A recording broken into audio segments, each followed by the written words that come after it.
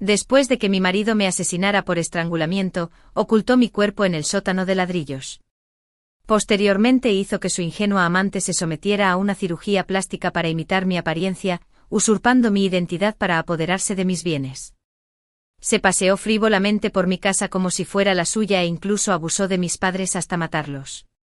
3 años después de mi fallecimiento, mi padre murió en un accidente de coche que podría haberse evitado, pero la mujer que se hizo pasar por mí ordenó descaradamente al hospital que suspendiera el tratamiento.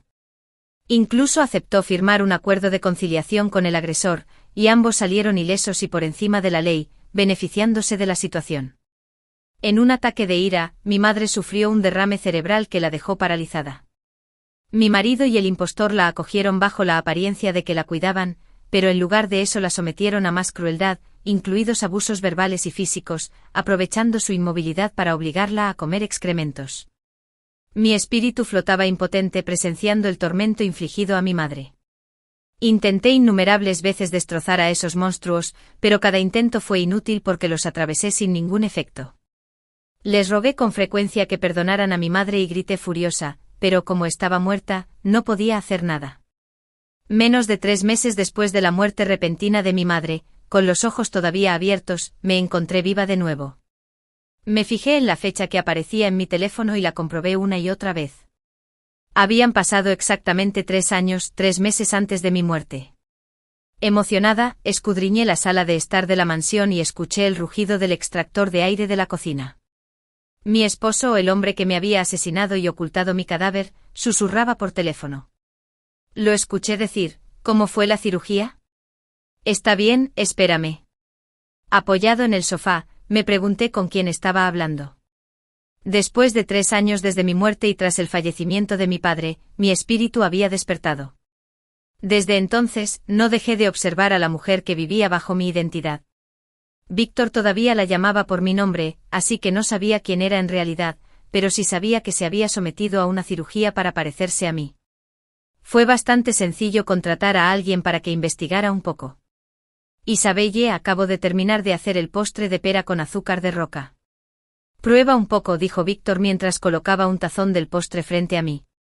Lo miré reprimiendo el impulso de hacerlo pedazos, su expresión parecía preocupada. ¿Qué pasa?, preguntó. Forcé una sonrisa, no pasa nada. Esa noche Víctor encontró una excusa para salir y yo aproveché la oportunidad para irme también. 3 meses no fue ni poco ni mucho tiempo. Necesitaba planificarlo meticulosamente. Reclamaría poco a poco toda la miseria de mi vida pasada. Contraté a un paparazzi profesional. Lo único que dije fue que mi marido estaba cenando fuera y les pedí que investigaran con quién estaba. Las habilidades de los paparazzi eran formidables. A los 2 días me llamó. Señora, la encontré. La mujer se llama Diana. Recientemente se ha sometido a una cirugía estética y todavía se está recuperando, dijo, enviándome fotos como prueba. Examiné atentamente las fotos de Diana. Me resultaba familiar. La única diferencia significativa era que ella tenía el pelo corto en comparación con el mío, que era largo hasta la espalda. Le pregunté al paparazzi si podía darme más información. El dinero no es un problema, le aseguré. A los hombres así, si los pillan, hay que divorciarse rápidamente. Hace frío. No lo alargues hasta el año nuevo. Me consoló. Sonreí con complicidad. Un hombre así. Seguro que no lo conservaré hasta el año que viene.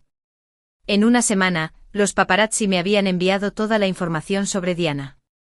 Había abandonado la escuela en su 2º año, vivía con Víctor, había tenido 2 abortos e incluso habían enviado a un niño a su ciudad natal para que lo criara. Los detalles anteriores no eran tan críticos como lo que los paparazzi habían descubierto unos 2 años antes de mi asesinato, ataques orquestados que eran parte de un plan para salvar a la damisela del héroe ideado por Víctor. Los matones implicados eran sus conocidos, todo para preparar el terreno para nuestro supuesto enredo romántico. Yo había creído que era amor genuino, pero en realidad era una trampa bien preparada.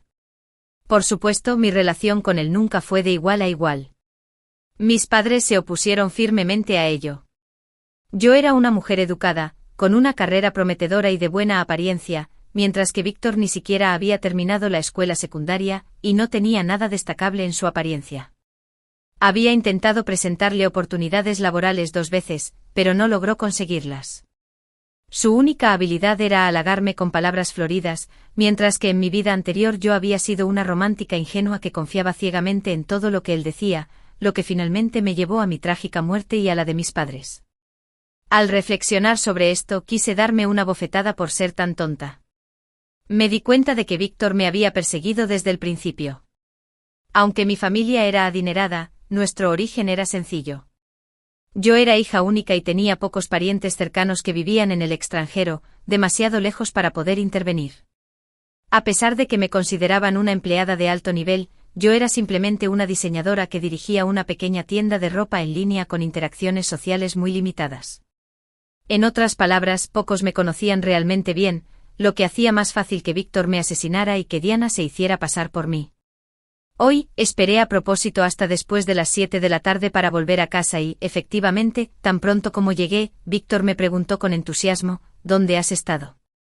¿Por qué llegas tan tarde? Me reí entre dientes. Desde que estaba con Víctor, siempre había usado su amor como pretexto para controlar todas mis acciones, incluso para aislarme del mundo exterior. Fui a ver a un abogado para que redactara y certificara mi testamento, dije con naturalidad, entregándole los documentos. Aquí tienes una copia, ¿quieres verla? Mis padres se habían opuesto firmemente a nuestro matrimonio. Aunque yo estaba ciegamente enamorada, en aquel entonces había dudado.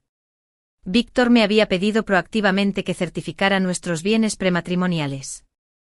Yo había pensado que él me amaba de verdad, no solo por mi dinero, pero pensándolo bien, fue una retirada táctica. Víctor miró el testamento, temblando como si pudiera desplomarse en cualquier momento. Mi testamento era sencillo: si yo moría, todos mis bienes irían a parar a mis padres. Si ellos también fallecían, todos mis bienes serían donados. Incluso había acudido a la policía para confirmar datos biométricos como las huellas dactilares y el iris para evitar reclamaciones fraudulentas. De repente Víctor me gritó: «Anna, ¿a qué estás jugando? ¿No piensas en mí?»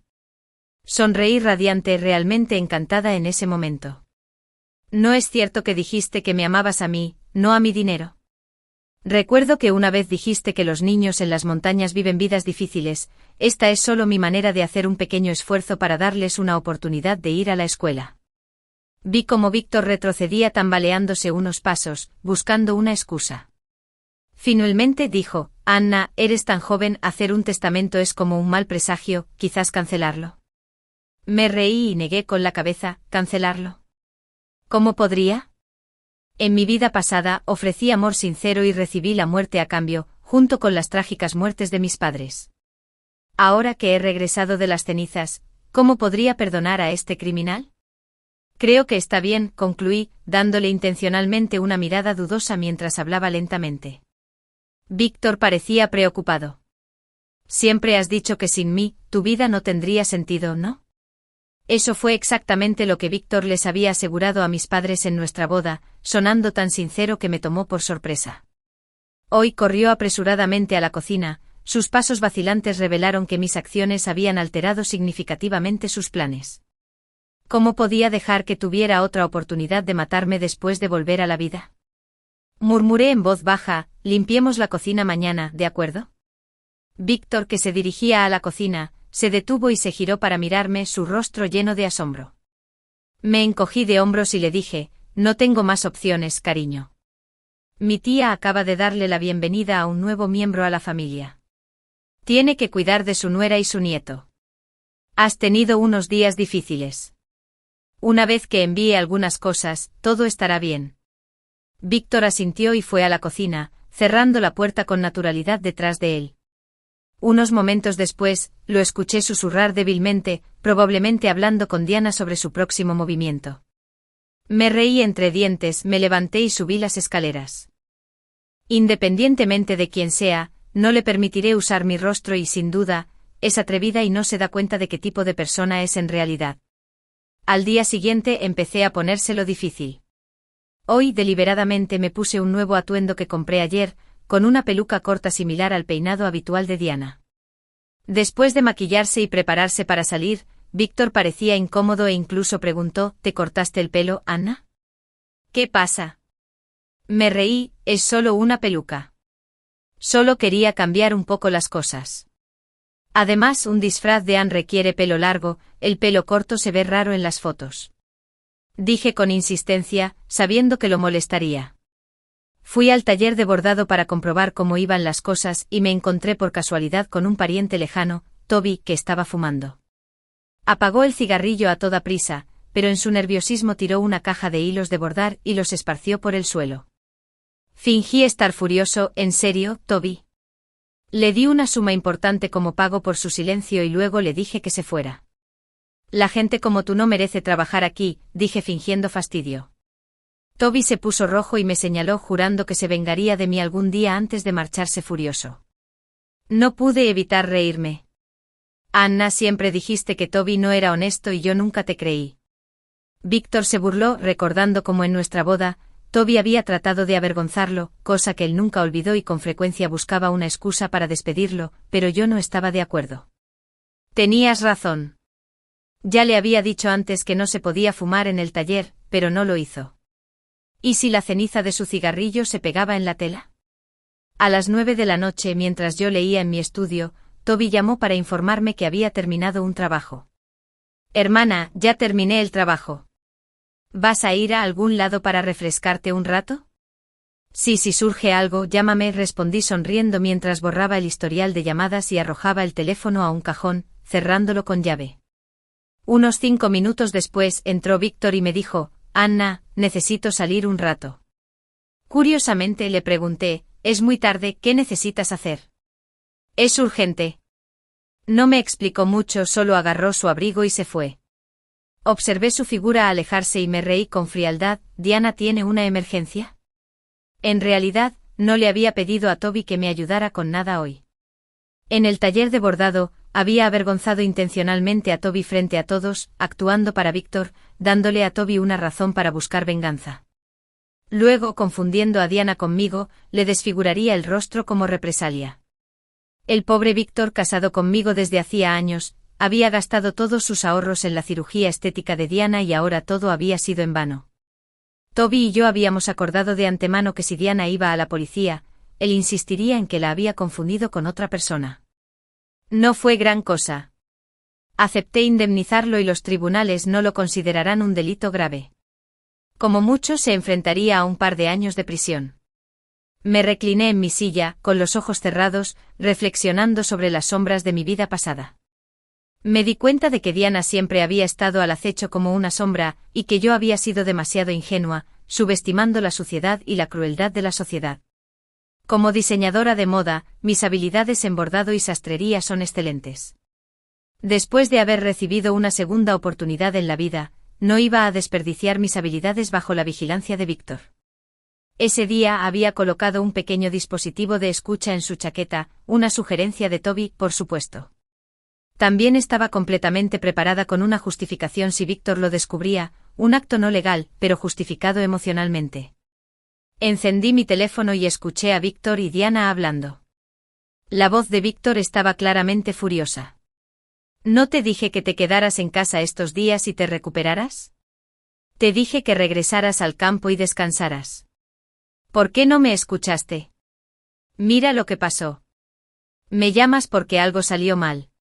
Se escuchó un ruido fuerte como si alguien hubiera caído de golpe. La voz de Diana estaba ronca por la ira. Me dijiste que me fuera a casa y fuera amable, ¿en serio? ¿Dejarme con esa mujer? ¿Estás planeando abandonarme por ella para siempre? Víctor luego trató de calmarla en medio de un contenido inapropiado que siguió. Al escuchar a la Diana recién desfigurada, me pregunté cómo podía excitarse en tales circunstancias. Decidí no escuchar más. Esa escucha no iba a afectar significativamente mi plan de venganza. Pero justo cuando estaba a punto de apagar el dispositivo, de repente escuché a Diana decir: mi madre quiere que traigamos a Mau Mau aquí. ¿Por qué traer a Mau Mau? Ella cree que el niño debería empezar la escuela. Víctor exclamó: el mes pasado pediste $50.000. ¿Ahora quieres $100.000? ¿Esta gente cree que soy un cajero automático? ¿Quién es este tío tigre? No lo tengo claro, pero no hay prisa. Solo hay que estar atento a Diana y lo descubrirás. No sabía que las relaciones externas de Víctor fueran tan complicadas. Antes de nuestro matrimonio, solo mencionó que tenía una madre anciana que ayudaba a los vecinos a cuidar a sus hijos. Después de casarnos, incluso invité a mi casa a la señora Marta, que parecía una mujer rural sencilla y honesta. Le compré un traje caro que aceptó con gratitud. A los 3 días de casarnos, ella insistió en regresar al campo, alegando que no quería entrometerse en nuestra vida y que necesitaba cuidar de los niños. En aquel momento admiré su aparente amabilidad y sentido del deber, pero ahora me da escalofríos ver su sinceridad enmascarada por la astucia, su profundo cariño por su nieto biológico. El dispositivo de escucha captó la voz de Víctor continuamente: «Tío tigre, ahora no tengo dinero». «No es posible. Diana, el tío tigre necesita dinero urgentemente. Espera un poco más. Una vez que te conviertas en ella, todo será más fácil». Víctor le explicó a Diana que no podía involucrarse en los negocios ni controlar las finanzas. Todo el dinero fue básicamente desviado de mi lado. Pobre de él, teniendo que promocionar tanto, teniendo que actuar siempre delante de mí. «Anna, te quiero a ti, no a tu dinero». Diana, perdiendo los estribos, gritó tan fuerte que abrumó el dialecto local. Entendí parcialmente. Se quejaba de la vida y criticaba a Víctor por ser completamente inútil, por estar pegado a mí y por no poder sacarme dinero. En efecto, inútil. En este punto tuve que darle la razón. Víctor era totalmente incompetente cuando nos casamos. No es que no le permitiera involucrarse en el negocio. Simplemente nunca aprendió nada. Podía hablar mucho, pero cuando se trataba de actuar, era inútil. Si hubiera vivido en la antigüedad, se lo habría comparado con un gran funcionario con delirios de grandeza, que tal vez incluso se confundiera con personajes de la novela de los 3 reinos. Nunca se miró a sí mismo con seriedad. Ya sea en la antigüedad o en la actualidad, alguien como él nunca sería tomado en serio. De repente me di cuenta de que el reciente comportamiento cariñoso de Víctor hacia Diana era solo una de sus formas de apaciguar a las mujeres. Tenía que irse. Al final, Víctor luchó por salir de la casa mientras Diana lo recibía. Aproveché para cambiar la contraseña de la casa. Se quedó bloqueado y me llamó. «Anna, la contraseña no funciona». «¿Por qué lo cambiaste?» Mi tono era casual. «Anna, hace mucho frío afuera. Por favor, abre la puerta rápido». Su tono autoritario tenía un inconfundible trasfondo de irritación e impaciencia. «¿Qué hacías fuera tan tarde?», pregunté. Cuando nos casamos, una vez regresó a casa muy tarde. Simplemente le había hecho una pregunta y él me había respondido bruscamente, lo que desencadenó varios días de guerra fría. En aquel entonces él no tenía miedo y me miraba con arrogancia. Yo lo había aceptado porque estaba cegada por el amor. Hoy no tenía pensado abrir la puerta. «No te lo dije. Acaba de llegar un vecino. Ayúdalo a instalarse un poco». Víctor, buscando una excusa plausible, dijo: «Lleva a tu conciudadano a tu casa entonces». Parecía que no mentía en eso. Víctor se puso furioso y soportó la ira de Diana. Aún así, logró poner una expresión de dolor. Después de todo, era su dinero. ¿Y luego yo lo dejé afuera? «Anna, deja de jugar», me suplicó por teléfono. Le pregunté con desdén si realmente esperaba que respetara a sus conciudadanos. ¿En serio? Desde el principio nunca los tomé en serio. ¿Crees que yo también te menospreciaría? Me desafió a escribir una autocrítica de 1000 palabras o dormiré en la calle esta noche. Después de decir eso, apagué mi teléfono, bloqueé su número, me di una ducha y me fui a la cama. A la mañana siguiente, a las 9 de la mañana, me desperté con el suave calor del sol primaveral brillando a través de las cortinas. Revisé la cámara de la puerta de entrada. Al principio, Víctor tocaba insistentemente. Luego comenzó a regañarme. Después de media hora, se dio la vuelta y se fue. Justo después de que terminé de lavarme, los paparazzi me enviaron más noticias.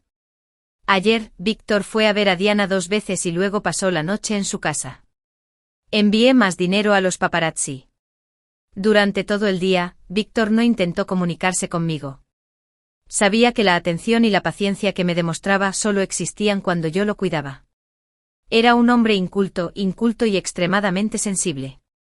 Su carácter mezquino estaba profundamente arraigado en su ADN, pero desempeñaba el papel de alguien capaz de superar las barreras sociales. Siempre que estaba conmigo exigía que me rebajara a su nivel, complaciendo su ignorancia. Incluso cuando se equivocaba, no me permitían señalarlo. Lo que hace que una persona sea verdaderamente pobre no es el dinero, sino su mentalidad. Pasé el día sin prestarle atención. En cambio, fui a una sesión de fotos con un modelo masculino en Anfu.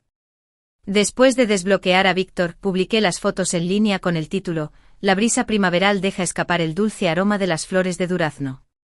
Un minuto después, a Víctor le gustó mi foto y me preguntó dónde estaba. No le hice caso. Esa tarde, cuando volví a casa, me bloqueó en la puerta de la comunidad. Anna, ¿qué estás tramando exactamente? Su tono no era nada agradable. Mantuve la cabeza en alto, fingí no reconocerlo y entré directamente. Me siguió hasta la puerta de mi casa, donde me quedé parada en los altos escalones mirándolo con un tono cortante. Víctor, ¿has cuidado de tus conciudadanos? Anna, antes no eras así. Intentó discutir, recordándome que no debía olvidar quién me había salvado de esos matones en la boda. Me acerqué a Víctor y le ajusté la chaqueta con frialdad, hablé con frialdad. Víctor, deja de insinuar que nuestra relación debería basarse en mi gratitud. Ya te he menospreciado. No me des más motivos para hacerlo. Se tambaleó hacia atrás con el rostro pálido. ¿Crees que menospreciarme de esta manera funcionará? Me señaló con la voz temblorosa. Ya no tienes que actuar como esas mujeres rencorosas. Quedarte ahí parada gritando no te hace parecer culta, solo resalta tu ignorancia. Después de mis duras palabras, me di la vuelta y entré en la casa. Era evidente que él todavía no había captado las indirectas de mis palabras. Mis ojos no tenían expresión y mi tono era gélido. Bajo el atuendo formal, que no era extravagante, puse mucho énfasis en la dignidad. En el pasado, Víctor y yo éramos muy cariñosos, pero ya no quería estar en buenos términos con él. No perdonaré fácilmente a un hombre que reavive una vieja llama con sus conciudadanos, dije con frialdad. Saqué un montón de fotos de mi bolso, se las tiré a la cara y cerré la puerta de golpe, dejándolo afuera. Tomó las fotos y se quedó parado en la puerta durante un largo rato. A través de la cámara, lo vi sentado en las escaleras, reflexionando durante medio día antes de finalmente tocar y disculparse. Esperé unos 30 minutos antes de abrir la puerta con frialdad y permitirle entrar. No estaba preocupada. Había contratado un equipo de seguridad que estaba listo para intervenir con solo pulsar un botón en mi anillo si surgiera algún peligro. El rostro de Diana había quedado irreparablemente dañado. Me contuve para no presionar demasiado a Víctor. Anna, lo siento, me equivoqué, admitió después de entrar. Víctor se arrodilló de golpe, un hombre capaz de doblarse y estirarse para adaptarse a las circunstancias. Sonreí para mis adentros y lo llevé al sótano para preguntarle en qué se había equivocado. Dudó un momento y estaba claro que cualquier explicación que pudiera ofrecer sería solo una excusa. Depende de mí si decido creer o no sus explicaciones, comenté con frialdad. De repente se apresuró a abrazarme y le di una bofetada. Se agachó y gritó: Anna, pégame, me lo merezco. Dijo que haría cualquier cosa si yo lo perdonaba. Pensando en cómo él y esa mujer habían torturado a mi madre en mi vida pasada, sentí que si le daba una buena paliza, todo habría sido en vano. Puede que perdone tu muerte, pero no puedo perdonar tu vida, declaré y lo condené a 100 latigazos. En segundo lugar, tenía que escribir una carta de compromiso de 1000 palabras, arrodillándose mientras escribía sobre sus errores y planes futuros para enmendarlos. En tercer lugar, tenía que dormir en el sótano durante un mes. Víctor sonrió débilmente tratando de encontrar lagunas, pero lo frustré de nuevo. Él todavía pensaba que yo era el tonto ingenuo y amable del pasado. Una vez le hice quitarse el cinturón, me limpié las manos y le di un fuerte golpe en la espalda. Víctor gritó de dolor, lo que hizo que mi corazón se acelerara, no por compasión hacia él, sino por angustia por mi madre. En mi vida anterior, mi madre había sido golpeada y dejada paralizada por él y Diana. Pensando en mi madre, golpeé aún más fuerte. Víctor, no exageres. Me gusta mucho esto, dije con una expresión de desdén. Si no lo soportas, mañana podemos ir al registro civil y no impedirte que te diviertas con tus compatriotas. Él dijo torpemente que haría lo que me hiciera feliz. A los seres humanos les resulta fácil pasar del sufrimiento a la felicidad, pero pasar de la felicidad al sufrimiento es insoportable. Una vez que uno ha experimentado la comodidad, es difícil dejarla. Sin importar lo que pasara, Víctor seguía aferrándose a su lujoso estilo de vida. No quería volver a su pasado empobrecido. No tenía educación ni cualificación. Si quería quedarse en esta ciudad, además de depender de mí, solo podía hacer trabajos duros y laboriosos que apenas le alcanzaban para calentarse y alimentarse. Solo le di 25 azotes ese día y luego le dije que continuaríamos al día siguiente. No había prisa. Después fui al almacén, agarré un colchón y algunas otras cosas y se las tiré, diciéndole que volviera a la sala cuando hubiera arreglado las cosas con sus compatriotas. Él estuvo de acuerdo y mi guardaespaldas vigiló cada movimiento de Diana al día siguiente. Desde el micrófono oculto, lo escuché decirle a Diana que su rostro estaba destrozado y que primero debería regresar a su ciudad natal para recuperarse. Una vez curada, prometió encontrar una manera de financiar otra cirugía para ella. Diana no era tonta. Sabía que su plan inicial era reemplazarme. Se suponía que Diana se sometería a una cirugía para parecerse a mí, aprendería todos mis gestos y esperaría el momento adecuado para que Víctor me matara y escondiera mi cuerpo en el sótano. Entonces Diana podría ocupar mi lugar públicamente, porque mi ausencia no despertaría alarmas, dada mi vida social algo aislada. Incluso si mi personalidad pareciera extraña, nadie sospecharía que Anna había sido lastimada. Actualmente, como Diana no podía reemplazarme, Víctor quería que regresara al campo. Pero Diana, comprendiendo sus intenciones de abandonarla en ese momento crítico, se negó a irse e incluso lo amenazó. Si se atrevía a traicionarla, ella vendría a buscarme sin importar nuestros desacuerdos. Ayer discutieron y Víctor tuvo que reprimir su frustración conmigo. Hoy descargó todas sus emociones reprimidas en Diana, que ya estaba desfigurada. Ya no la valoraba y la golpeó varias veces, dejándole el rostro magullado y maltrecho.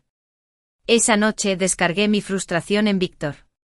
Me preguntó con severidad si ya no me enojaba tanto y si podía volver a dormir en casa esa noche. Por supuesto, eso no era una opción. Negué con la cabeza y me pregunté si ya había tratado adecuadamente a su compatriota. Su expresión era sombría. Anna, todo es porque se aferró a mí. En realidad no hay nada entre nosotros, suplicó. Al principio, la ayudé un poco por respeto a un compatriota. Sigue ayudando a tu compatriota, le respondí y tiré el cinturón a un lado, dándome la vuelta para irme. Durante el siguiente medio mes, la vida de Víctor no fue nada fácil. Pensando en mi madre, encontré razones para pegarle. Si yo iba a pegarle, él tenía que cooperar. De lo contrario, lo amenazaba con el divorcio. Sin mencionar que todos mis bienes eran prematrimoniales. Solo la infidelidad fue suficiente para dejarlo sin nada. Le dije brutalmente que sin mí, él no era nada, un mendigo sin valor. A Víctor lo golpearon varias veces, pero enfrentarse a las represalias sociales después de un divorcio lo destrozaría. De pie en lo alto de las escaleras del sótano, lo miré desde arriba. Su actitud hacia mí había cambiado drásticamente. Al principio él siempre había querido ser venerado, y usaba el amor como excusa para afirmar su dominio. Desde que nos casamos, había intentado reprimirme sutilmente mientras yo soportaba y cedía para mantener nuestro matrimonio. Ahora, él me temía. Me acerqué a él, lo agarré por el collar y lo acerqué a mí, susurrándole amenazadoramente al oído: todo lo que tienes es gracias a mí. Sin mí, eres menos que un perro. ¿Quieres vivir decentemente o volver a la porquería de la que viniste? Piénsalo bien. Había planeado llevarlo a una exposición durante 7 días, pero pensar en sus compatriotas me repugnaba. Intentó abrazarme aprovechando la oportunidad, pero lo aparté con fuerza. ¿Aún quieres obligarme a estas alturas? Le advertí que aunque estuviéramos casados, si no daba mi consentimiento, igualmente se consideraría violación. Si se atreviera, llamaría a la policía inmediatamente. Tal vez intimidado por mi actitud gélida, me soltó mientras salía del sótano. Dijo con determinación: Anna, me ocuparé de ella rápidamente. Su voz era resuelta, casi ansiosa por cometer un crimen, esperando que me diera la vuelta y le sonriera. Sabía que lucía deslumbrante y efectivamente, la nuez de Adán de Víctor se movió mientras tragaba saliva con fuerza. Sonreí fríamente por dentro mientras salía del sótano. Estos últimos días, la verdad, he estado bastante asustada. Todas las noches, antes de irme a dormir, me aseguro de cerrar la puerta con llave y bloquearla con una silla porque temo que pueda entrar. Ha pasado bastante tiempo y al día siguiente preparé mi equipaje para asistir a la exposición con mi asistente. En la tercera noche de la exposición, mi guardia de seguridad me llamó para informarme que Diana había estado en mi casa durante todo un día y no había salido en toda la noche, temiendo que no pudiera salir nunca. Se suponía que la exposición solo duraría 3 días, pero después de que terminó, invité intencionalmente a mi asistente y a algunos amigos cercanos a mi casa. Entonces accidentalmente presenciamos a Víctor intentando enterrar un cuerpo en cemento en el sótano. Éramos 10, charlando y riéndonos mientras bajábamos al sótano, y allí estaba Víctor, claramente temblando mientras manipulaba el cemento, junto a una pila desordenada de herramientas de construcción especializadas. Gritamos de horror y salimos corriendo. También había invitado especialmente a una modelo de artes marciales que practica judo y taekwondo. Al ver la situación, gritó que todos salieran y llamaran a la policía, asegurándonos que él se haría cargo de la situación. La policía llegó rápidamente y sujetaron a Víctor. El cuerpo enterrado en el cemento fue sacado. En efecto, era Diana. Víctor, que fue sorprendido en flagrancia, no pudo negar la evidencia que tenía ante sí. Todos tuvimos que esperar a que nos interrogaran como testigos.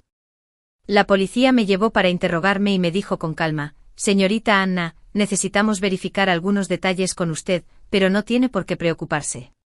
Es solo un procedimiento estándar». Asentí. La verdad es que no me preocupé en absoluto. Después de todo, ¿cómo podría estarlo, después de haber pasado por esto una vez? ¿Está usted al tanto de la infidelidad de su marido?, preguntó el oficial.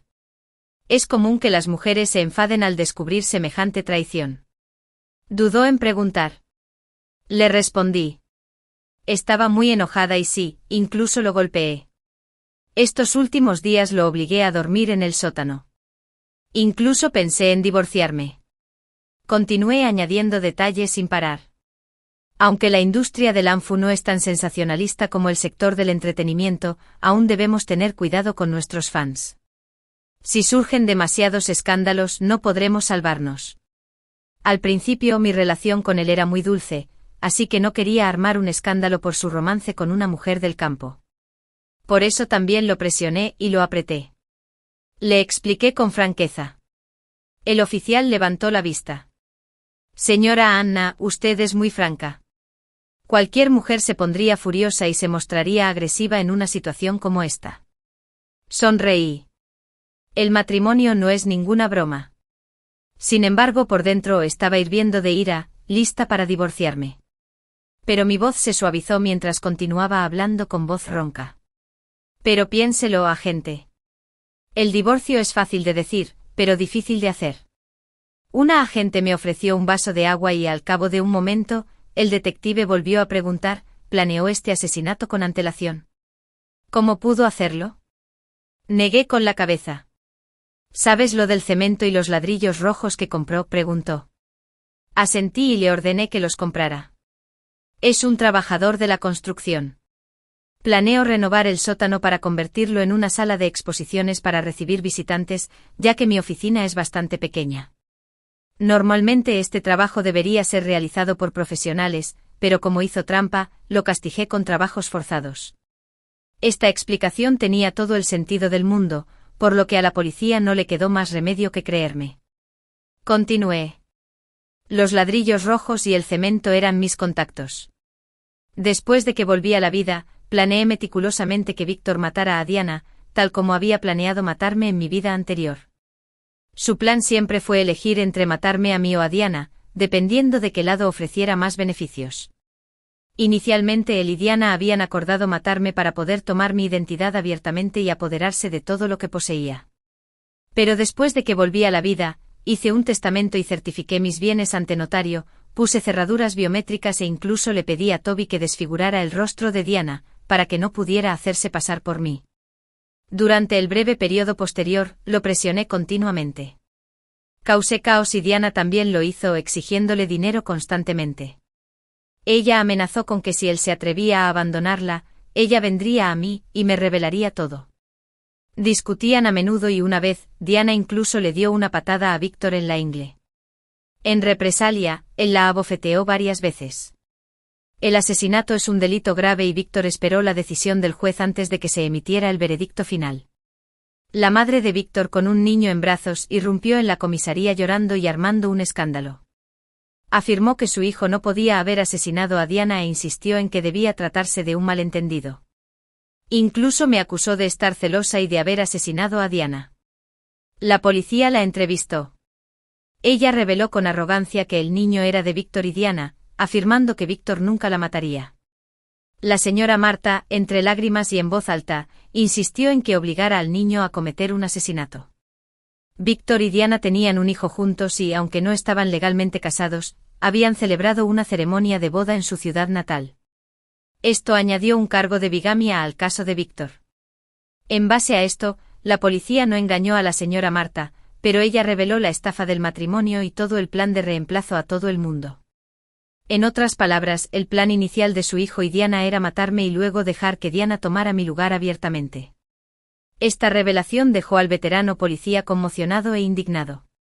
Como la señora Marta también estaba implicada en el complot de asesinato, también se enfrentó a cargos.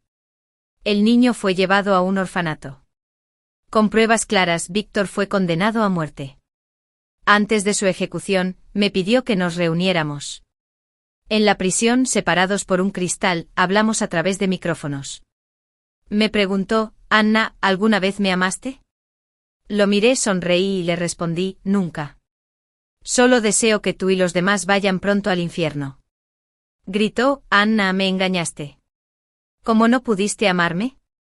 Me amabas tanto que incluso maté a Diana por ti. Espérame, Anna. Te amo. Le respondí con frialdad, Víctor, deja de engañarte a ti mismo y a los demás. Desde el principio planeaste matarme y apoderarte de mis bienes. Eres un demonio. Vuelve a tu infierno. En este mundo no hay lugar para seres viles y despreciables como tú. Después de decir esto, apagué el micrófono, me levanté y me alejé. Más tarde escuché que antes de ser llevado a la cámara de ejecución, Víctor estaba gritando de incredulidad. ¿Cómo no pudiste amarme? Antes de ser castigada. Por fin pude caminar bajo el cielo brillante, libre al fin.